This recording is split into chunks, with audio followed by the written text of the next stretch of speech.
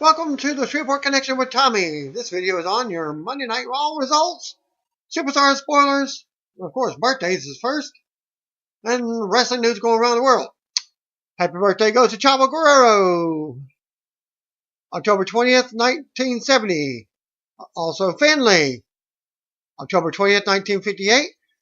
Scott the Gator Hall, 1958 on October 20th.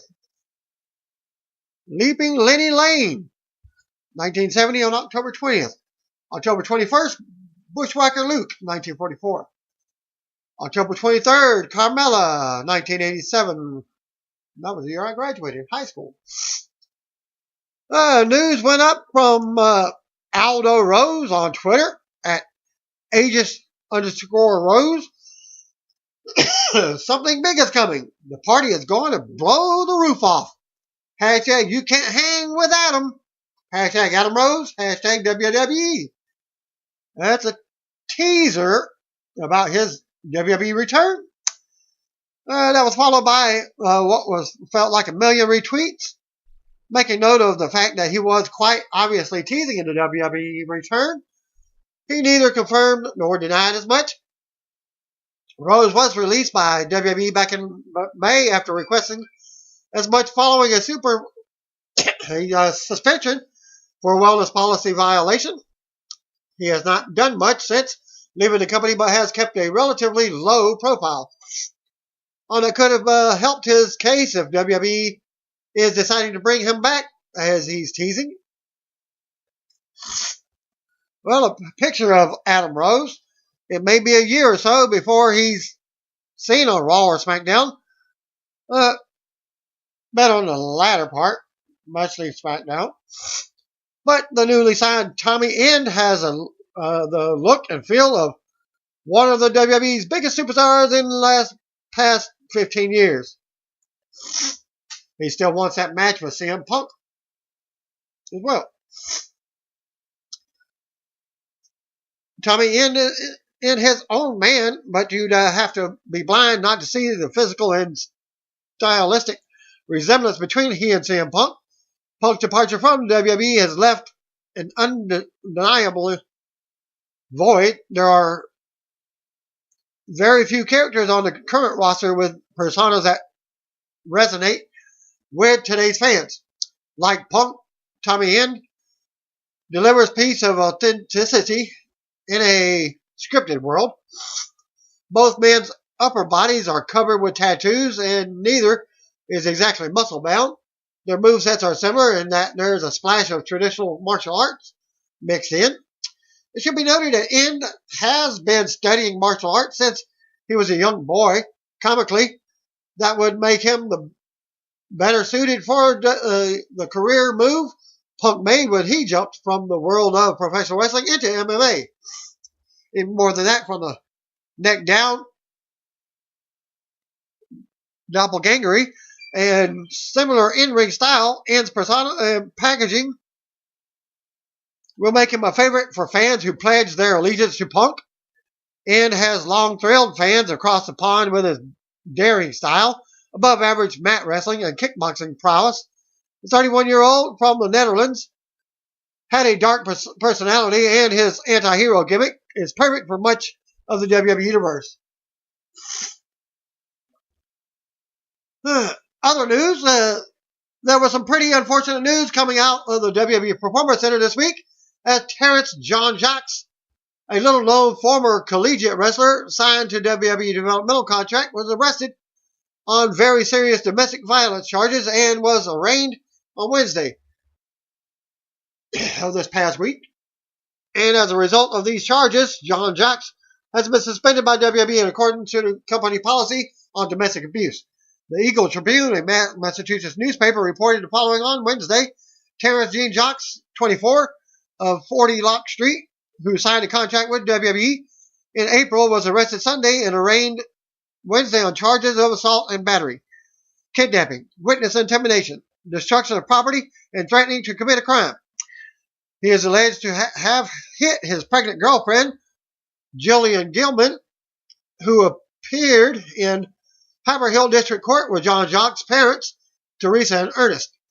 Judge Stephen Abney ordered Jean-Jacques held without bail at Middleton Jail pending a dangerousness hearing scheduled for Tuesday this week.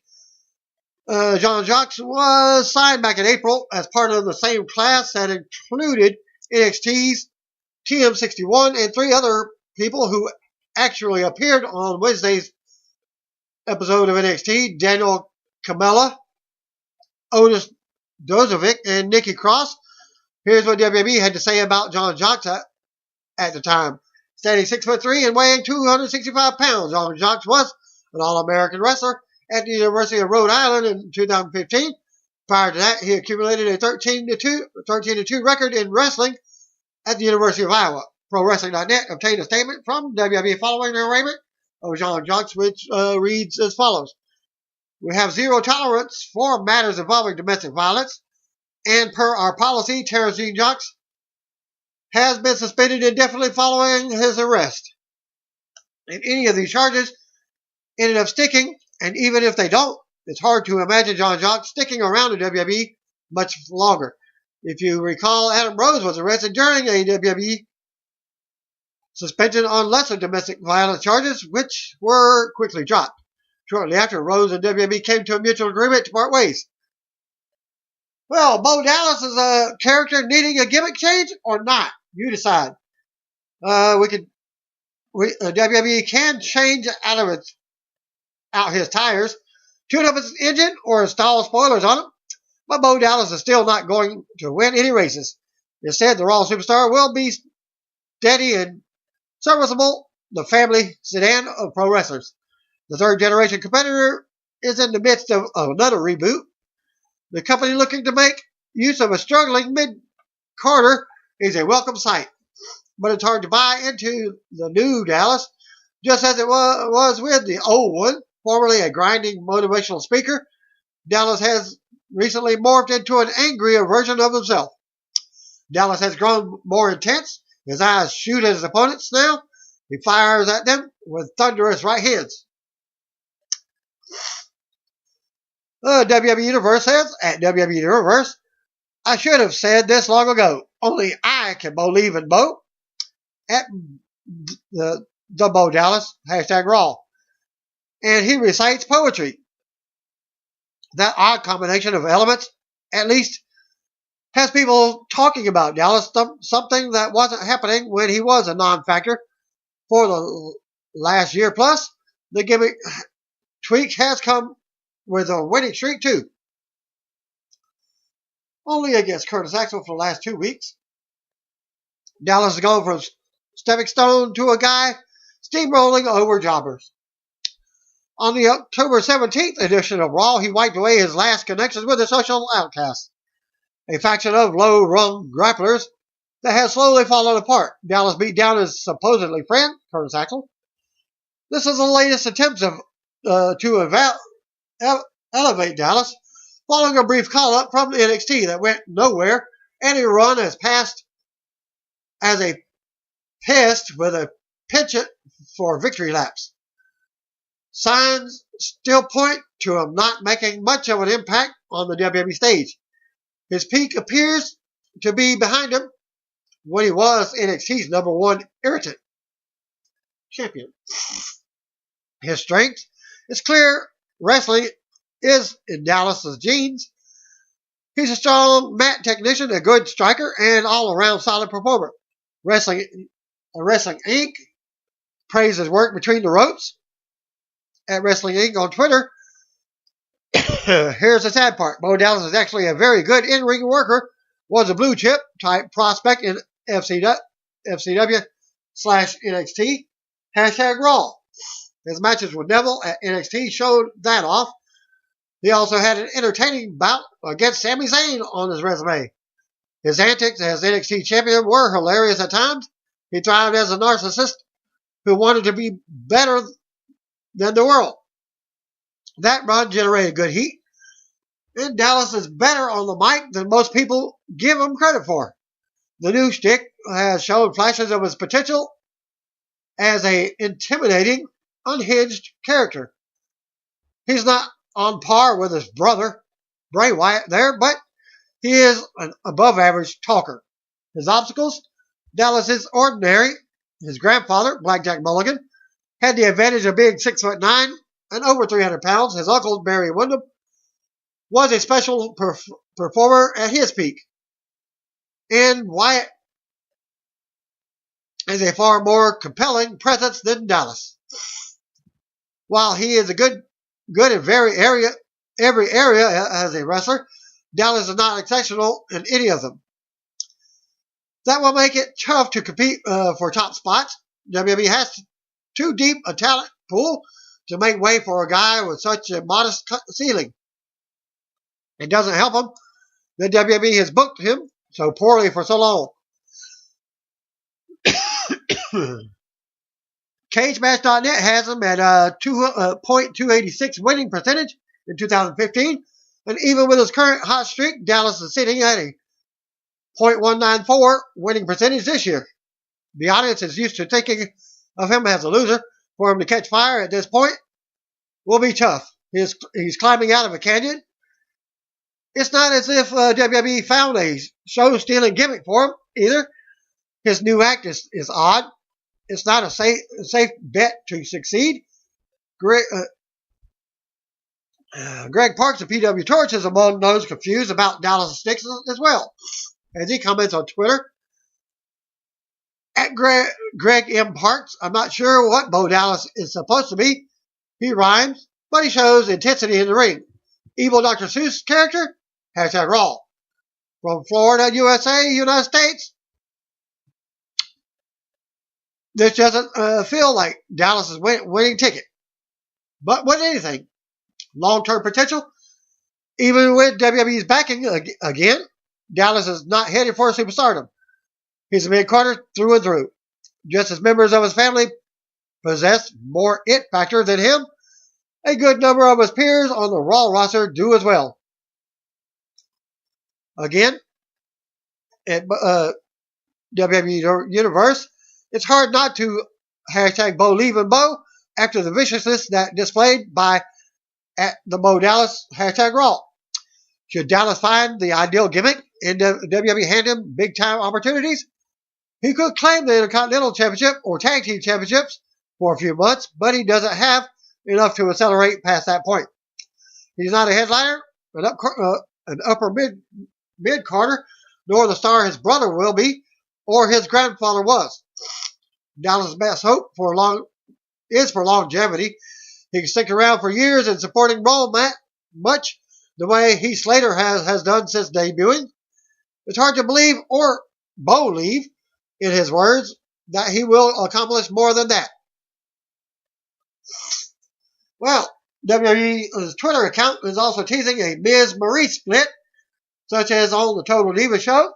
This is probably nothing. It's a one-off social media posting from a weekend house show without any basis in the ongoing on-screen story playing out on SmackDown. But hey, we're not hanging out on the internet to not overreact to trivial asides. So let's wonder about this tweet from yesterday's live event in Des Moines, asking if Maryse's WWE career would be better off if she started working solo. Without her husband, The Miz, the French-Canadian beauty, does have a pretty successful track record as a singles performer. After coming into the company via the Divas search, Maryse twice captured the infamous butterfly belt before taking her leave. And as a featured star of the new season of Total Divas, WWE may want to shine a spotlight on her. At WWE on Twitter, comments to at Maryse Mizanin, plots away at ringside.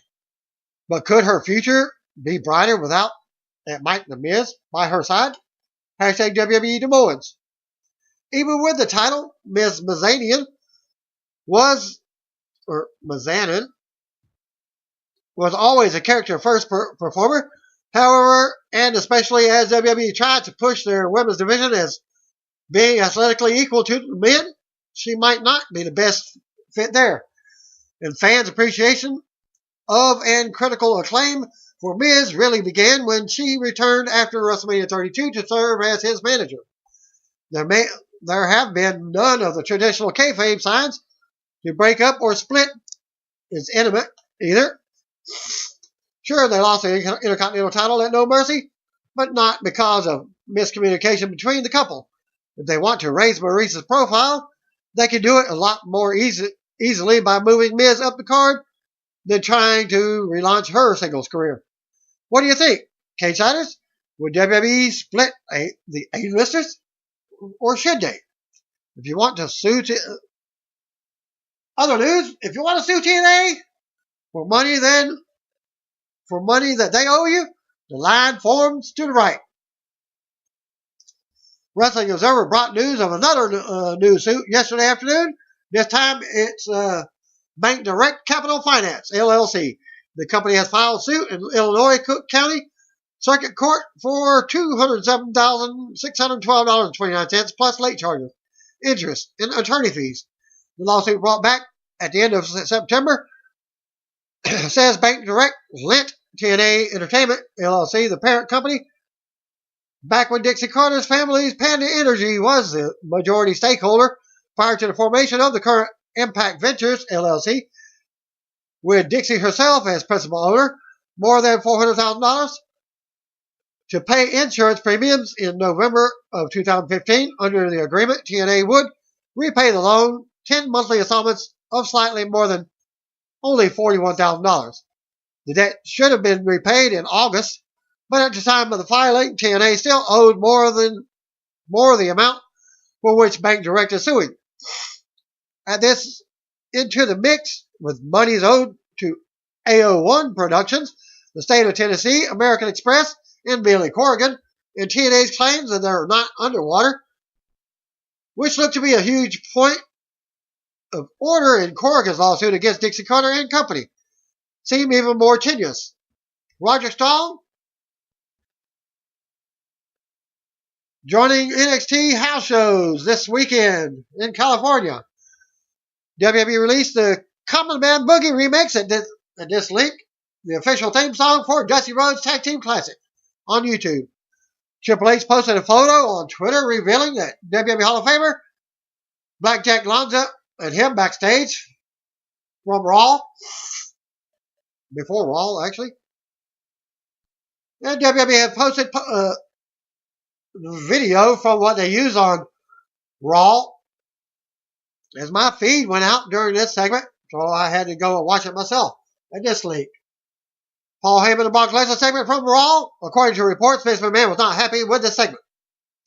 The segment ended early, in my opinion, as Paul Heyman and Brock Lesnar just shook their heads and exited the ring. Apparently, Vince McMahon wasn't happy with the crowd reactions and signaled for them to play the music to end their segment. And also, there was a Goldberg sucks chance going on from the crowd that Paul Heyman was trying to ditch as they were actually cheering for Brock Lesnar.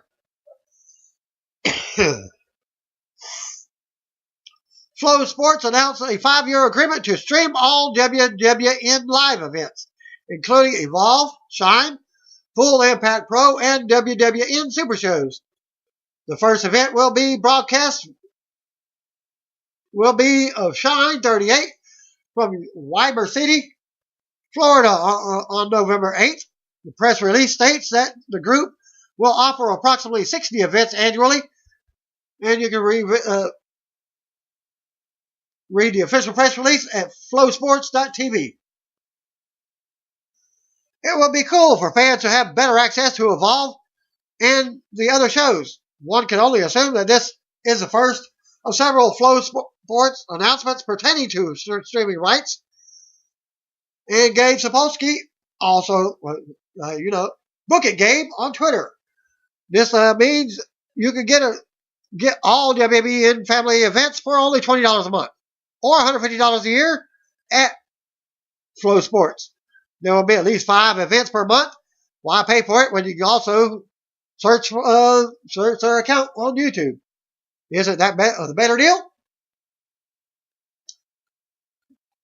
Well, catch a video of Ryback winning his first gold after leaving WWE. More news. Pro Wrestling Sheet reporting that Joni Chyna Laura's mother, Janet LaQ, will be taking control of her daughter's estate to keep it from being run by a former manager. LaQ sent Pro Wrestling Sheet a statement saying her court petition to seize control of the estate was approved, adding that this was a big deal for her. She said she is now starting the process of looking into estate's activities since Chyna's death. It was previously reported by Pro Wrestling Sheet that LaQ was requesting the case for her daughter's death to be also re-examined, claiming former manager Anthony Anzaldo was not completely honest about details of the investigation, even claiming Chyna might have fired him before she had died. Pro Wrestling Sheet says Anzaldo told them, "I'm not at war with Chyna's mother. She should be the executor. I was just here merely to help when it was asked upon me." More details and photos have been posted revealing Undertaker. He was at an NBA game presenting the Cleveland Cavaliers with a WWE title belt. Also, in the background of some of the pictures, Michelle McCool. Also, Ultimate Warrior's wife, Dana. And her daughters. I couldn't see the picture of the Warrior's daughters. But just a picture of the two ladies.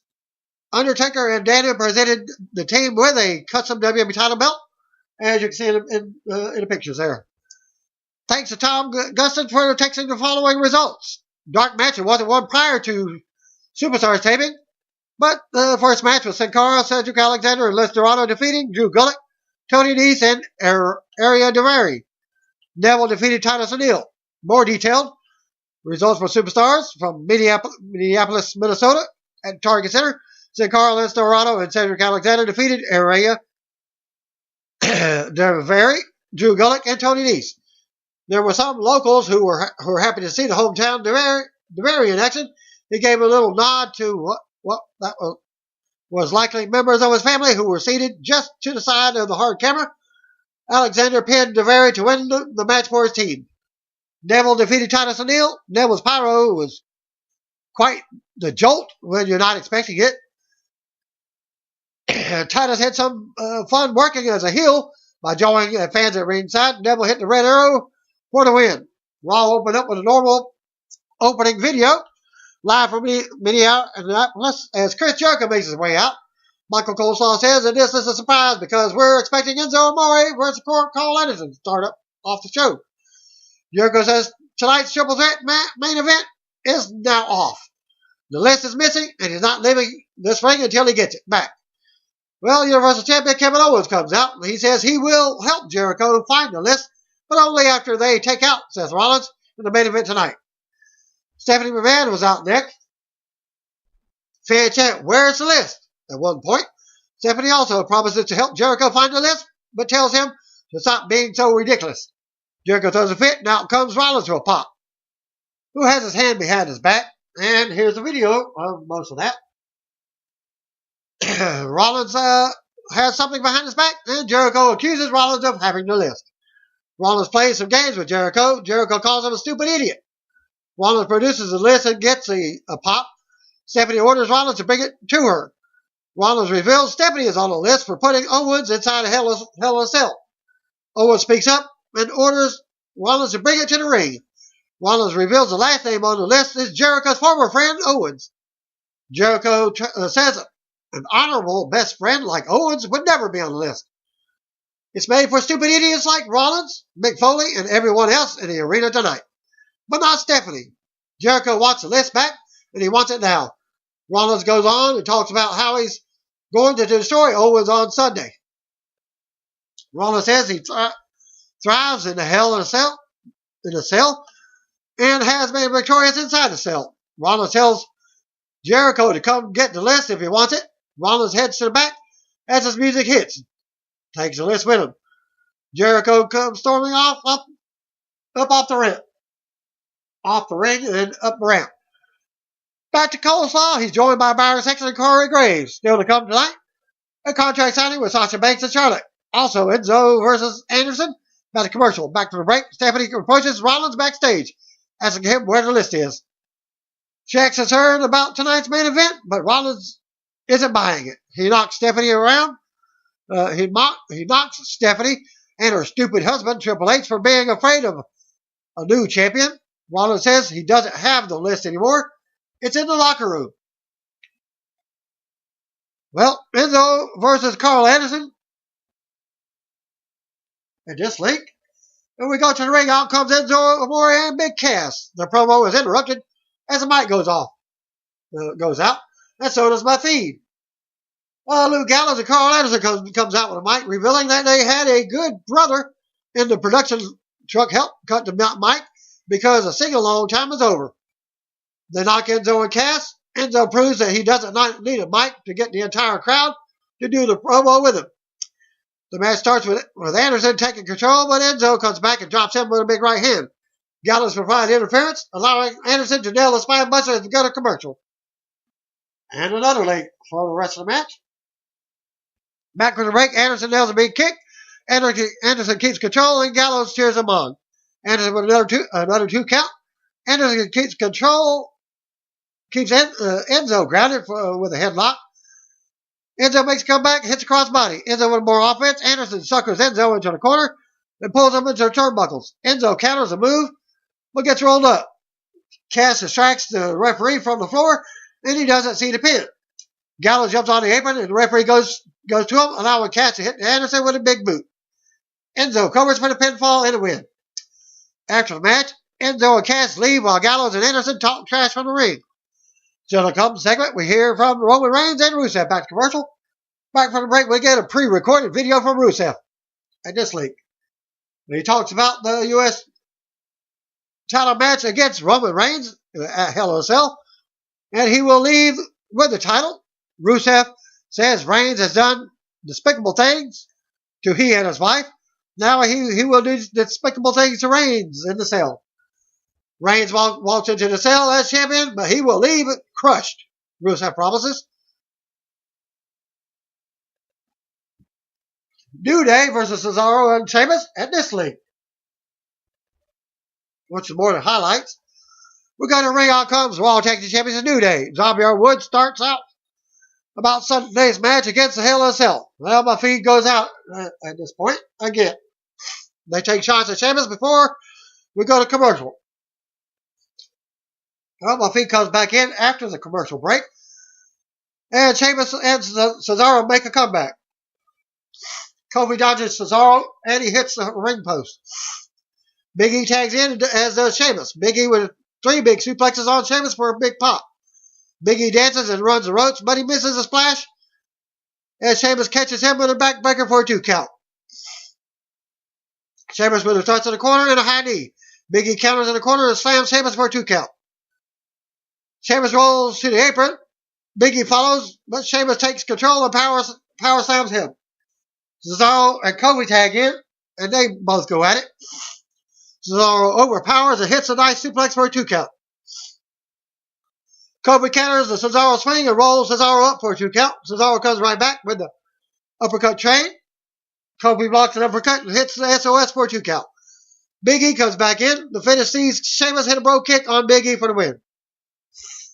Non-title match, of course, so it just proves that they can work together. Earlier in the match, they would do a uppercut, tag out, uppercut, tag out, uppercut, tag out, like 5 times. Jericho backstage looking for the list again, but Primo, Epico, and Jinder Mahal and Titus O'Neil all haven't seen it. Bayley versus Dana Brooke, not much of a match. Dana Brooke was out for a rematch from last night. Last week, I mean. Bayley was out next to a pop. Dana tells Bayley to hold right here there. She wants to address people saying last week's win was just an upset. She reveals that this will be an arm wrestling match. Can be seen in this league. She has a crew member bring out the arm wrestling table in the ring. Fans only chant, "This is stupid," as we get ready to go. They lock up. And Dana wins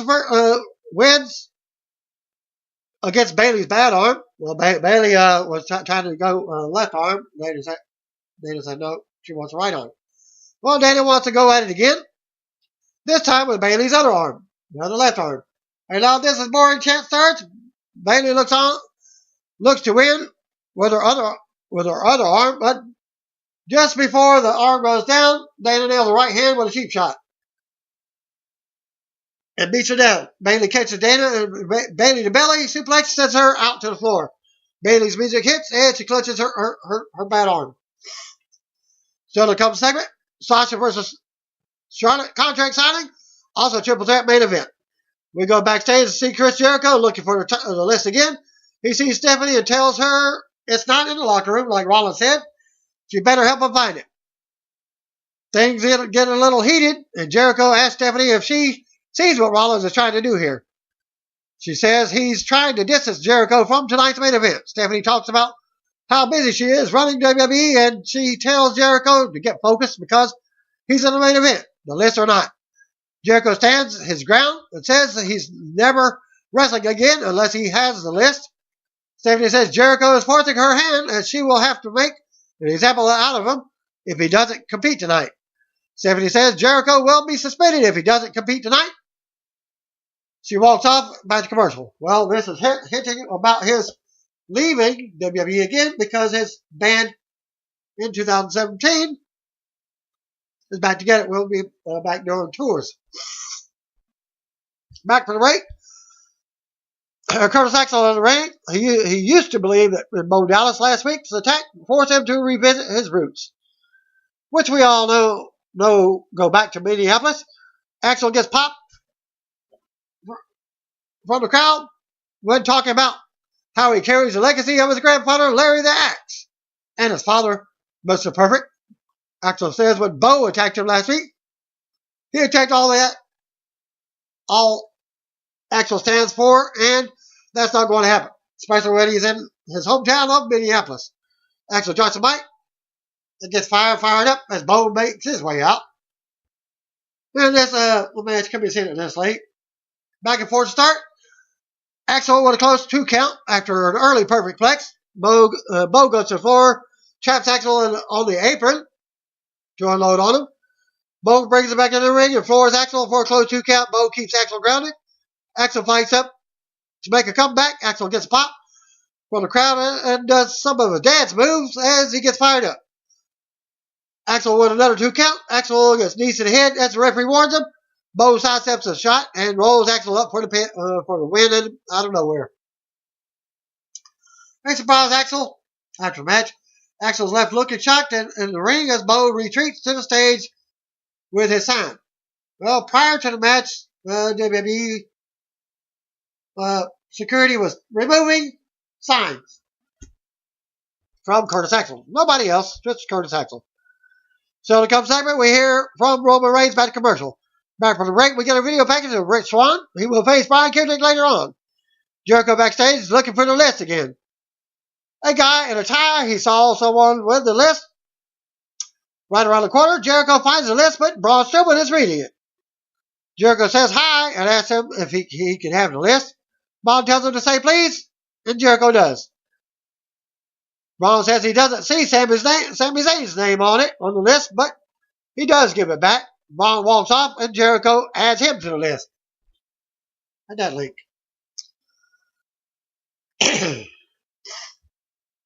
We go to a pre-recorded video with Roman Reigns. He talks about how Rusev, and this link, doesn't know what it's like to be inside of the cell. Reigns says he hasn't made this personal, but yet he will. Inside the cell, it's not about Rusev's wedding or photo albums. It's about the title, and Reigns takes that very seriously. And now it's typing, Hell in a Cell, triple main event. Next up, we got Goldust and R-Truth. Gold and Truth versus the Shining Stars. At this link. We go to the ring, out comes Goldust and R-Truth. They join Mark Henry in the ring as we go to commercial. Back from the break, Primo and Epico are out. Titles Danilo accompany them to the ring. Wearing a suit. Epico and Goldust start things off. Goldust with some nice offense until Epico turns it around And in comes Primo. More attacks back and forth. Goldust nails a big power slam. Truth tags in and unloads with the usual moves for a 2 count. Titus ends up pulling the top rope down, sending Truth to the floor. More interference backfires, and Henry sends Titus into the barrier. Goldust assists Truth in getting the pinfall. After the match, Henry celebrates with Goldust and R-Truth. We see Charlotte and Sasha Banks walking backstage. Back commercial. Back for the break, Raw General Manager Mick Foley is in the ring for a contract signing. He hypes the Hell in a Cell and introduces Charlotte first. Raw Women's Champion Sasha Banks is out next and can be seen in this link. Foley praises them both before talking about the match. Charlotte yells at him to give her the contract. When he seems reluctant to hand it over to her, Foley gets fired up and starts yelling about how the cell will haunt them. They trade more words as boring chants get started from the crowd. Charlotte points to how many times Sasha has been injured this year. Sasha says she's never stayed down. She's gotten up every time and has been even better. Foley starts yelling again about what the cell has done to him and what it can do to them. Foley gets emotional now, and he goes on. Then they finally get the contracts. Sasha says she will see Charlotte in hell and raises the title. Still to come segment. Brock Lesnar will be here. Still to come. Kendrick versus Swan. Back commercial. Back for the break. We get another ring for Emma and debuting Emelina. Brian Kendrick versus Rich Swann. And this link. Back for the break. Raw Cruiserweight Champion TJ Perkins on commentary. As Brian Kendrick makes his way to the ring, Rich Swann was out next. We take an early commercial break after Swann took Kendrick out. Back for the break. More back and forth. Swann ends up countering slice bread number 2 and dropping Kendrick on his head for a 2 count. Kendrick blocks a standing moonsault with his knees for a 2 count. Swann ends up getting the win with a roll up. Still to come. Triple threat main event. Tom Phillips backstage with Kevin Owens. He asks how everything that happened will impact he and Jericho tonight. Owens says it won't. Well, after that match, I fell asleep and also my feed went out. So I didn't get to see what happened in the main event. The dirt sheets is how I'm getting what happened. According to this, he asked how everything that's happened will impact him and Jericho tonight. Owens says it won't. He's confident in them taking Rollins out tonight, and Rollins barely being able to make it to the cell. Owens says there will be no kids talking about how cool Hell in a Cell was after Sunday. No aspiring superstars dreaming of their own cell match because they're going to see what happens to Rollins. Owens says he's going to dismantle Rollins and leave a permanent scar on Rollins and anyone watching. Owens says it doesn't matter what anyone says or does to him. The only thing that matters is the title, and he will do anything to keep it. Owens says they're going to hell together on Sunday, but he's the only one coming back. So to come second, Braun Strowman versus Sami Zayn. Back to commercial. Braun Strowman versus Sami Zayn. In this league. Highlights. Back from the break, Braun Strowman was out first. Sami Zayn was out next. They face off in the ring. Braun takes the mic. He addresses Foley and says he asks for better competition, but he doesn't see any. Sami attacks him from behind, and they go at it. Sami ends up leaping over the top, but Braun catches him and slams him into the barrier. Braun walks off and won't come back to the ring to fight after Sami recovers. We go back to the announcers to hype Hell in a Cell and Survivor Series. Perkins and Kendrick backstage talking. Kendrick says he needs TJ's help. Kendrick says he needs this to win. He needs this win to feed his family. This might be his last shot. They have back and forth before Kendrick asks Perkins to just let him win. Perkins looks at him and walks off. Again, just like. And we see Paul Heyman entering Brock Lesnar's room backstage. Back commercial. Back for the commercial break. And fans pop as Brock Lesnar makes his way out with Paul Heyman. We get a look back at Bill Goldberg making his return last week. And this link. Heyman says Lesnar has authorized him to come address the situation with this guy. This super dad. This wannabe superhero. This guy who thinks he was Brock Lesnar before there ever was a Brock Lesnar. This guy, Goldberg. Fans were chanting Goldberg's name, but they boo the name when Heyman says it. Goldberg chant started again, but so do Suplex City chants. Heyman says those Goldberg chants are really starting to piss Lesnar off. Heyman goes on and gets the dueling chant started again. Suplex City chants are definitely louder. Heyman advises the fans chanting Goldberg to stop before Lesnar takes matters into his own hands. The chant for both superstars continue. Heyman yells about Lesnar coming home to half of the crowd chanting for Goldberg. He said that this is all Goldberg's fault. A Goldberg sucks chant starts out. Lesnar laughs. Music hits as Lesnar and Heyman leave the ring. Jericho is backstage. Kevin Owens walks up. Jericho is happy because he has the list back. They try to get on the same page, but there's still tension between the two. Jericho says they will always be friends, no matter what. He walks off, reading the list, while Owens looks skeptical. And your main event highlights can be found at this link. We'll watch at this link. We go out to the ring, and you got Seth Rollins versus Kevin Owens versus Chris Jericho. Back from a commercial break, Goldberg's announced for the special Halloween edition of Raw for next week. We go back to the ring. Out comes Chris Jericho. Universal Champion Kevin Owens will out next for this non-title match. Jericho waits so they can get to the ring together. Well, the bell rings and we get some stalling from Jericho and Owens. Rollins finally goes at it with Jericho and kicks him for a pin attempt. Rollins keeps control, hits a blockbuster, but in comes Owens. Rollins tosses him back to the floor. Jericho and Rollins go at it. Owens pulls Rollins to the floor and tosses him into the barrier. Rollins comes back and whips Owens into a barrier a few times. Rollins with a drop kick and right hand. Jericho makes a save and dumps Rollins into the crowd. Rollins comes back over the barrier and takes both opponents down. He brings Owens back. Owens in the ring and tosses Jericho over the barrier. Owens attacks as Rollins enters the ring. Owens with more offense, but he misses the corner counterball. Rollins with a knee from the top for a 2 count. Seth goes for the frog smash, but Owens moves. Rollins goes for the pedigree, but it's blocked as Jericho comes in and avoids the pedigree. Back and forth between Jericho and Rollins. Jericho drops him with an elbow. Jericho goes for the lion's hump, but lands on his knees. Owens stops the pedigree to Jericho. They double team Rollins now. Owens with a senton from the corner. Rollins is on the floor. They double team him on the floor and bring him back to the ring. Rollins finally dumps Owens to the floor, but Jericho rolls him up. Rollins kicks Jericho in the jaw and dives out onto Owens. Rollins goes to the top for a frog splash on Jericho, but Jericho moves. Jericho with a code breaker on Rollins for a 2 count. Jericho argues with the referee. Double team continues now. Rollins blocks a double superplex and pins both men at the same time for the win.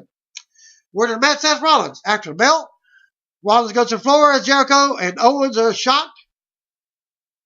Owens and Jericho hit the floor and start beating on Rollins. As the music stops playing, the referee calls for help as they whip Rollins into steel steps for face first. Owens raises the title and leaves with Jericho as fans boo. Rollins tries to get to his feet. He gets up and elbows one of the security guys in the head. Rollins runs to the stage and attacks Owens and Jericho. Security pulls them apart.